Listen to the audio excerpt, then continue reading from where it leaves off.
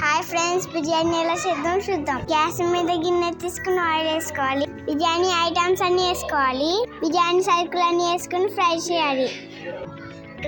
Gas మీడియంలో పెట్టుకుని fry చేయాలి.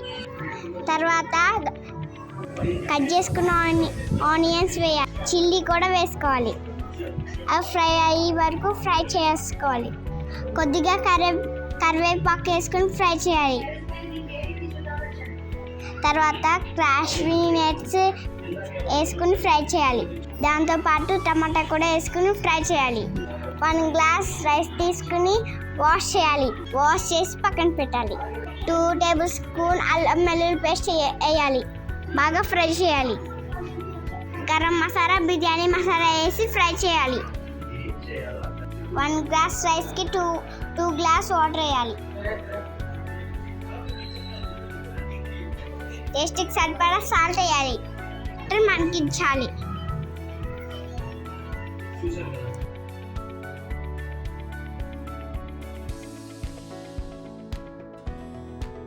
కొత్తిమీర వేసి వాటర్ని బాగా మరిగించాలి.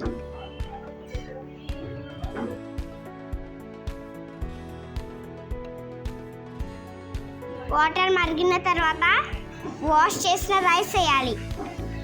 లాస్ట్లో మూత పెట్టి 1 గంట ఉడికించాలి. అంతే, మన అందరికి ఇష్టమైన బిర్యానీ రెడీ.